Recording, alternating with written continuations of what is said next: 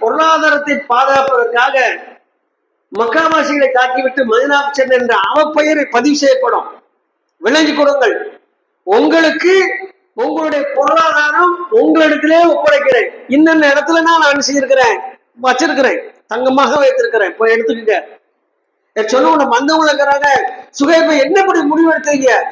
அப்ப உங்களுக்கு எதுவுமே வேண்டாமா என்று ஒரு வாசி சொல்லும் போது சொன்னா, எனக்கு எது வேண்டாம் யார் சொன்னா? எனக்கு என் இதயம் நிறைந்து அல்லாவும் ரசூலும் இருக்கிறார்கள், அது போதுன்றார்.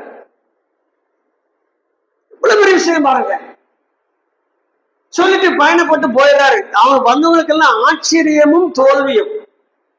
பொருளாதாரத்தை இழக்கக்கூடிய அளவுக்கு இந்த கொள்கை இந்த மனிதனை ஈர்த்திருக்குமா என்ற அதிசயத்தை கண்டுவிட்டு அவர்கள் திரும்பி செல்கின்றார்கள். இவர் மக்காவை சென்று அடைந்த உடனே இவர் ஒரு பையன் உண்டு. அந்த பையன் பேரு யஹியா. அப்போ அல்லாஹ்வுடைய தூதர் சொன்னாங்க, இதை பார்த்த உடனே அபு யஹியாவே, உம்முடைய வியாபாரம் வெற்றி பெற்று விட்டதுன்னு சொன்னாங்க. இவருக்கு ஆச்சரியம். அல்லாஹ்வுடைய தூதர் சும்மா நம்மள மாதிரி கேஷுவலா அர்த்தம் இல்லாம நகைச்சுவையால பேசக்கூடிய ஆள் கிடையாது. அவன் என்ன செஞ்சாங்க, அல்லாஹ்வுடைய தூதர் என்ன சொல்லுங்க எனக்கு புரியல அப்படின்னு. ஏன்னா இவருக்கு மனசுக்குள்ள என்ன ஓடுது, இருக்கதெல்லாம் இழந்துட்டு வந்திருக்கிறாரு. அல்லாஹ்வுடைய தூதர் சொல்றாங்க, உங்க வியாபாரம் வெற்றி அடைஞ்சிச்சு சொல்லி. எனக்கு நீங்க புரியல சொன்னா, உங்கள் விஷயமாக அல்லாஹ் செஞ்சான். ஒரு வசனம் ஒன்று இருக்கான், அவர்களுக்கு இந்த உலக வாழ்க்கையை விட அல்லாஹ்வும் அல்லாஹ் தூதரும் தான் முக்கியம் என்ற ஒரு வசனம் இறக்கியிருக்கிறான். அது உங்களுக்காகத்தான், நம்ம எனக்காகவா? எப்படி அப்படின்னா, அல்லாஹ்வுடைய தூதர் நேரில் பார்த்த மாதிரி சொல்றாங்க, நீங்கள் கடற்கரை உரமா வரும்போது உங்களை சூழ்ந்து கொண்டாங்களா? இத்தனை பேர் வந்தாங்களா? உங்களை தாக்குறதுக்கு முயற்சி செஞ்சாங்களா?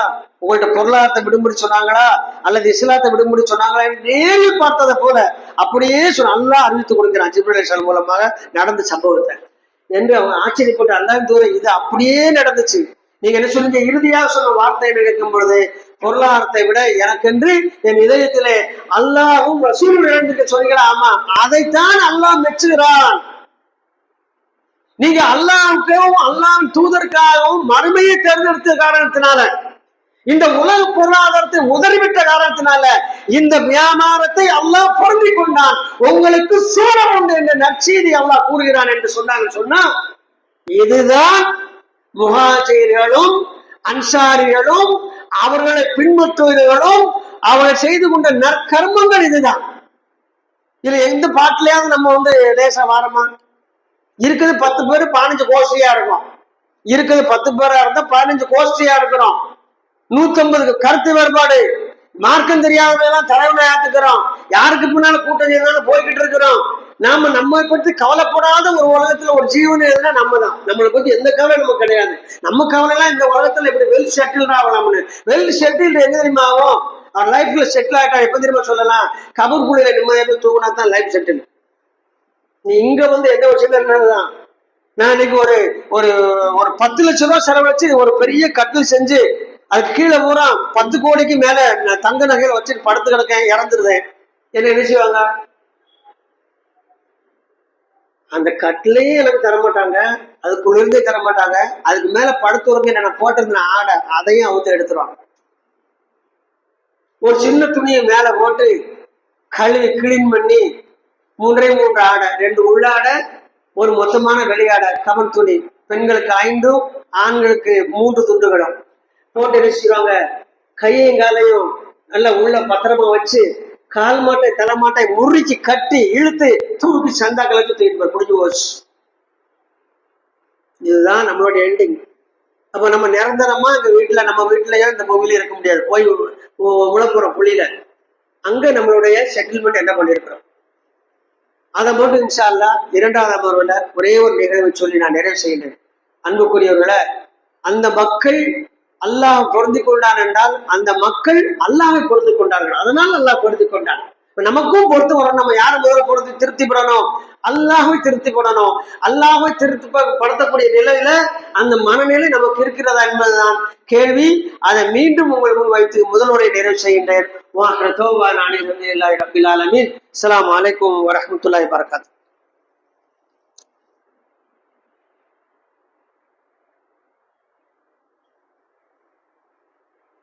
அல்ஹம்துலில்லாஹ் அல்ஹம்துலில்லாஹி ரப்பில் ஆலமீன். அன்புக்குரியவர்களே, நம்மில் யாராக இருந்தாலும் எவ்வளவு பெரிய பொறுப்பிலே பதவிகளிலே நாடாளும் மன்னனாக இருந்தாலும் சரி, மரணித்து விட்டால் நம்மை அடக்குவதற்காக தயாராகிடுவார்கள். நம்மை கூலியில் கொண்டு கிடத்தி விட்டு எல்லோரும் திரும்பி வந்தவுடன் அங்க கேள்வி கணக்கு கேட்கப்படும் பொழுது நம்மோடு வந்து தங்கியது, நம்ம உடுத்திருந்த கப்பல் மட்டும் இல்லை, நம்ம அந்த ஆடையில உள்ள இருப்போம். வலதுபுறம் அல்லது இடதுபுறம். வலதுபுறமாக ஒரு உருவம் வந்து அமர்ந்தால் அது வெள்ளை நிறத்தில் நறுமணம் மிக்கதாக இருக்கும். இடதுபுறத்தில் ஒரு உருவம் வந்து அமரும், அது கரிய நிறத்தில் துர்நாற்றம் வீசக்கூடியதா இருக்கும். இந்த ரெண்டு எல்லாருக்கும் நடக்கும். அந்த மனிதனை எழுந்து அமர்ந்து நம்ம கட்டையெல்லாம் கிராஸ்ல வச்சு ஓலப்பாயெல்லாம் போட்டு மூடி ஏறி நின்று மிதிச்சு எல்லாம் பண்ணிட்டு வந்துருவோம். ஆனா அல்ல அந்த காட்சியை மாத்திடுவான். வெளியில் உள்ள நமக்கு தான் என்னது மண்ணலி போட்டிருக்கிறோம், அவர் உள்ள எச்சு பார்த்துருவார். நம்ம எல்லாம் எச்சு வந்த உடனே கடைசி மனிதர் மையாவை விட்டு வெளியில வரும் பொழுது அந்த மனிதர் அடக்கப்பட்டவர் எழுந்து அமர்த்து விடுவார். முன்கண் நக்கீர் வந்து கேள்வி கேட்பாங்க. அந்த நேரத்தில் தான் அவர்கள் வலப்புறம் அல்லது இடப்புறம் அந்த வெண்மை அல்லது கருமை நேரத்துல இருக்கும். அவர் கேட்பாரு, நான் உலகத்துல இருக்கும்போது இந்த மாதிரி ஒன்று நான் பார்க்கவே இல்லை, நீ யார் என்று கேட்கும் பொழுது வெண்மை நிறம் சொல்லும், நான் தான் நீ செய்த அமல் சாலிகன், சாலிகான் அமல், உன்னுடனே அவன் தங்கி விட்டேன், நான் உன்னை விட்டு போக மாட்டேன், உங்களோடவே தான் இருப்பேன்னு சொல்லும். அவர் ஒரு சந்தோஷம் அடைவார், மகிழ்ச்சி அடைவார். இவர் யார் என்றால் அல்லாஹ் யார், அல்லாஹ் தூதர் யார், மார்க்கம் எது, என்ன எந்த வேதம் என்பதெல்லாம் சரியாக விடையளித்த நல்ல ஒரு அல்லாஹ்வினால் பொருந்தி கொள்ளப்பட்ட மனிதர் இவர் சொல்வார். அதே நேரத்தில் பேரளவில் இந்த உலகத்துல வாழ்ந்தவர்கள், நம்ம இப்ப முஸ்லிம் மட்டும்தான் பத்தி பேசுறோம், மற்றவங்களுடைய நிலைமை அது வேற. இதையெல்லாம் நடக்கும்னாலும் அந்த சூழ்நிலைகள் வேற மாதிரி இருக்கும். அப்போ அந்த அல்லாஹ்வினால் பொருந்தி கொள்ளப்படாத அந்த 4 கேள்விகளுக்கு பயனளிக்காதவர்கள் இடது பக்கம் அந்த கரிய நேரத்தில் இருப்ப அவர்தான் அப்ப நீ யாருன்னு, நான் நீ சம்பாத்தி உலகத்துல ஓடி கூடி சம்பாத்தி பண்ணிய மறுமையை மறந்து அல்லாஹ்வை மறந்து அல்லாஹ் ரசூலை ஏற்க மறுத்து நான் தான் உன்னுடைய அமல் ஷைத்தான், ஷைத்தானுக்கு ஒரு விருப்பமான அமல் செய்திய அது நான் தான், நான் உன்னை விட்டு எல்லாம் போக மாட்டேன், உன் கூடவே தான் இருப்பேன் என்று அதுவும் சொல்லும். அப்பொழுதுதான் விலகிக் கொள்வார்கள். இந்த கூலிக்குள்ள இருக்குமே நம்ம செட்டில் ஆயிட்டோமா இல்லைன்னா அப்பதான் தெரியும். நம்ம உள்ளுக்குள்ள கிடக்கவங்களுக்கு மண்ணு வெளியில உள்ள பாத்தியா போது நினைச்சுவாங்க, நெய்ச்சோறு போட்டு எல்லாரும் சோதன்ட்டு போய் கூட்டம் கலைஞ்சிரும், உள்ளுக்குள்ள போட்டு நமக்கு என்னது மண்ணெளி போட்டுருவாங்க. ஆனா நாம சரியான முறையில் வாழ்ந்து சென்றிருந்தால் அங்கு நமக்கு அருமையான ஒரு வாழ்க்கை அங்கிருந்தே தொடங்கிடும். நம்ம இதற்கு நாம் என்ன செய்திருக்கிறோம் என்பதுதான் கேள்வி. நபித்தோழர்கள் இந்த அப்படியே கபர் வாழ்க்கை அப்படியே நம்பினாங்க, மறுமை விசாரணை அப்படியே நம்பினாங்க, அல்லாஹ்வை சந்திப்பு என்பதை அப்படியே நம்பினாங்க, சொர்க்கத்தை நம்பினாங்க, நரகத்தை நம்பினாங்க. சொர்க்கத்தை ஆசைத்தார்கள், நரகத்தின் மீது அச்சமைத்தார்கள். அதனால் அவருடைய வாழ்க்கை அப்படியே மாறியது. நாம சொர்க்கம் இருக்குங்கிறோம், இங்க இருக்குதுல சொர்க்கம் வேண்டும் என்பதற்காக இந்த உலகத்துல எல்லாத்தையும் எனக்கு தயாரான்னு நம்ம எத்தனை பேர் தயாரா இருக்கிறோம்? அதெல்லாம் சரிதான்பா, பயான்ல சொல்லத்தான் செய்வாங்க. நம்ம என்ன மோசமான நாளா நல்லதார செஞ்சுட்டு இருக்கோம் என்ற நிலை. சொர்க்கம் வேண்டும், சொர்க்கத்திற்காக எதையும் இழக்கும் என்ற மனநிலை அன்பும் என்று அல்லாஹ்வினால் சொல்லப்பட்ட அந்த நபி தோழர்கள் இருந்தது என்றால் தான் அல்லாஹ் அந்த வார்த்தை சொன்னான். நமக்கு அந்த நிலை இருக்கிறதா நிச்சயம்லாம் கிடையாது. நம்மகிட்ட தொழுகிறோம், தொழுகையில உறுதி இல்லை, அதிகமான மக்கள் தொழுறது இல்லை, தொழுகிற மக்கள்கிட்ட தொழுக உறுதி இல்லை, ஜமாத்தார தொழணும் உறுதி இல்லை, யாரை இமாமாவை பின்பற்றி தொழணும் தெரியல, பஜர் தொழுகிறோமா இல்லையா அல்லாஹ்வுக்கு தான் தெரியும். 5 வேளை தொழுக மட்டும்தான் பார்த்து பேச, தொழாத மக்களை பற்றி வேற விஷயம். நம்ம நிலைமை இப்படித்தான் இருக்கு. தொழுவோம் என்ற முதல் விஷயத்திலேயே நம்ம இவ்வளவு வீக்கா இருக்கிறோம், இவ்வளவு மோசமாக இருக்கிறோம்.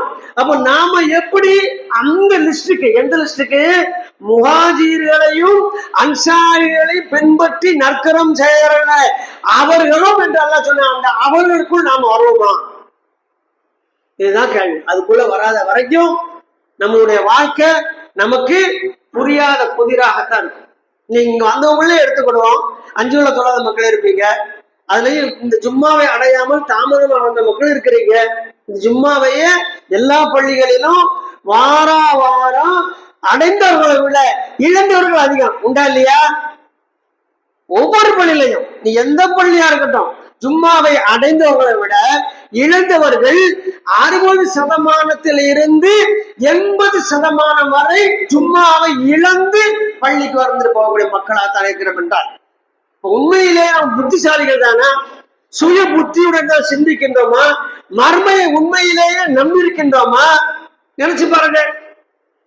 அல்லாஹ் தூர் அழகா சொன்னாங்க, உங்களுக்கு யாருக்காவது ஒரு செகுப்பு ஒட்டகம் வேணுமா என்று கேட்கும் பொழுது, அல்லாஹ் தூர் எங்களுக்கு யாருக்குத்தான் அது வேண்டாம்னு சொல்லுவோம், செகுப்பு ஒட்டகம் கிடைக்கவே செய்யாது, அரிய வகையில எங்களுக்கு அது வேணும்னு சொல்லும்போது, அப்படி என்றால் நீங்க பயிர் தொழில் செய்யுங்க, பள்ளியில இருந்து ஒரு வசனத்தை ஓதினால் ஒரு சிகப்பு ஒட்டம் உங்களுக்கு கிடைக்கும், எத்தனை வசனம் ஓதினீங்களோ அத்தனை சிகப்பு ஒட்டம் கிடைக்கிறாங்க அப்படின்னா அந்த சிகப்பு ஒட்டத்துக்குரிய நன்மை கிடைக்கும். அது என்ன பணம் கொடுத்து வாங்கினா அந்த சிகப்பு ஒட்டம் கிடைக்குமோ அந்த பணத்துக்கு உண்டான நன்மை எவ்வளவோ அதுக்கு உங்களுக்கு கிடைக்கும். நாங்க சஹாபாக்கள் அப்படியே செஞ்சாங்க. அதெல்லாம் என்ன ஒட்டகம் சொல்லிட்டாங்களா என்ன சொல்லல, பள்ளியில இருந்து யாருமே நாங்களாம் உட்காந்து ஓத ஆரம்பிச்சாங்க. நீ நமக்கு நல்லா தெரியும், முதல்ல வரவங்களுக்கு ஒட்டகத்துக்குடைய பலனு ஜும்மாவுக்கு, அடுத்து மாடு ஆடு கோழி முட்டை வரைக்கும் 5 தடவை சொல்லிட்டாங்க.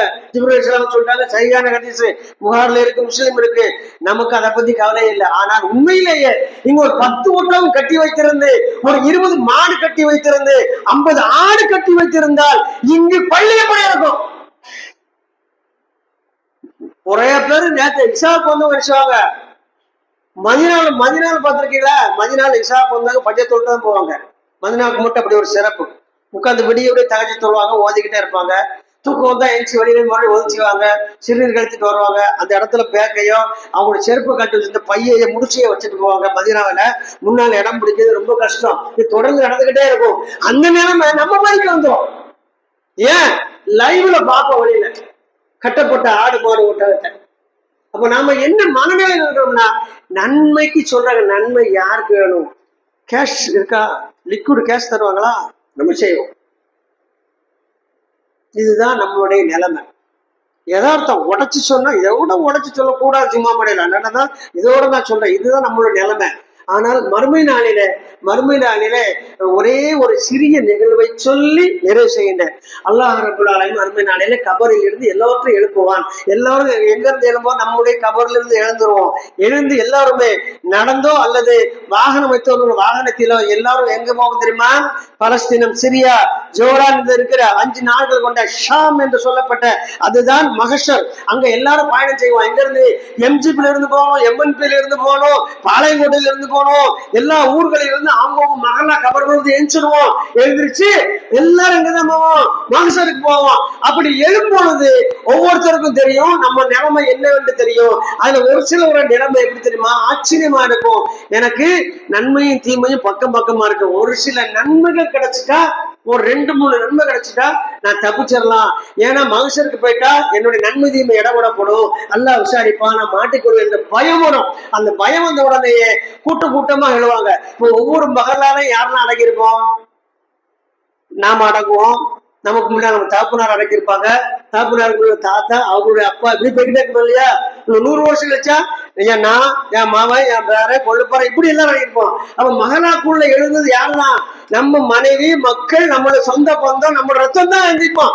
எழுந்திரிச்ச உடனே எவ்வளவு சொந்தம் தான் சொல்லி ஒவ்வொருத்தருடைய ஒரு நன்மை 2 நன்மைக்கா கெஞ்சி கூத்தாடக்கூடிய நிலைமை எல்லாம் உண்டாக்குவோம். அப்ப கேட்பாங்க, ஒரு கொஞ்சம் உங்க நன்மையில தரக்கூடாதா? தந்துட்டா நான் வந்து மகசூல் நுழையும் போது ஒரு சேஃப்டி ஆயிடுவேன்.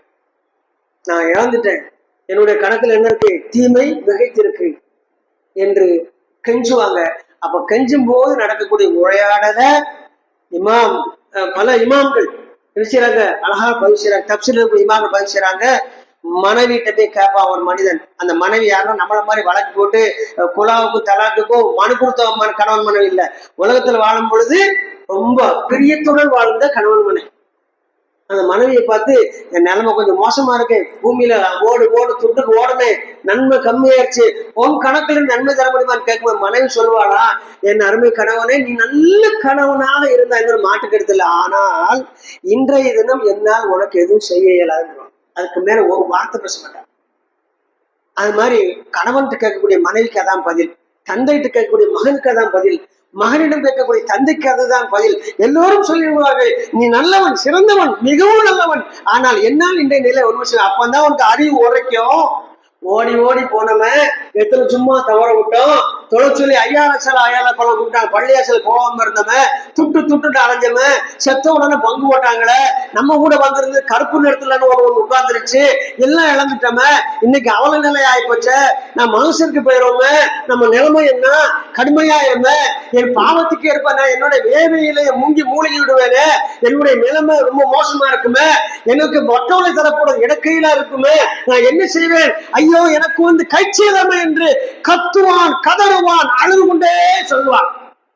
அந்த துர்ப்பாக்கியசாலிகளில், அந்த அறிவியலிகளில் நானும் நீங்களும் வந்துவிடக்கூடாது. அவ்வளவுதான் மேட்டர். இயன்ற அளவு நன்மை செய்யும். முதல்ல தொழுகையில ஸ்திரமாயிரு. ஏன் அப்படின்னா தொழுகை இல்லாதவருடைய நல்லமல்களும் ரத்து. அல்ல இடத்துல நீ தொழுகை இல்லாதவங்க ஒரு 100 கோடி ரூபாய அப்படியே ஒரு தானம் பண்ணுதான், ஒரு காசுக்கு பிறகு. ஏன்? தொழுகை இருந்தால்தான் அவனுடைய சதக்கா பதிவு செய்யப்படும். நம்மளுடைய ரிஜிஸ்ட்ரேஷன் எழுதுதான் தொழுகைதான். ஆகையால் தொழுகை முதல்ல நிலைநிறுத்திட்டு இயன்ற அளவு சிறிய பெரிய வாய்ப்பு கிடைக்கும் போது நான் நல்லறங்கள் செய்து அல்லாஹ் திருப்பொருத்தத்தை நாடி அல்லாஹ்விடத்துல மன்றாடி கடந்த கால பாவங்களுக்கு கெஞ்சி இனி வரும்பொழுது அதில் விலை கொள்கிறேன் என்ற உறுதிமொழி கொடுத்து நாம் ஒவ்வொருவரும் நம்மை மாற்றிக்கொள்வதற்காக முழு முயற்சி செய்ய வேண்டும். இதற்கு நாம் முந்தாவிட்டால் நமது மரணம் முந்திவிடும். மரணத்திற்கு முன் நாம் முந்திக் கொள்ள வேண்டும் என்று எனக்கும் உங்களுக்கும் நினைவூட்டியவனாக வலியுறுத்தியவனாக 2வது உரையை நிறைவு செய்கின்றேன். வாஹிரு தௌபானா அல்ஹம்துலில்லாஹி ரப்பில் ஆலமீன். அஸ்ஸலாமு அலைக்கும் வரஹ்மத்துல்லாஹி வபரகாத்துஹு.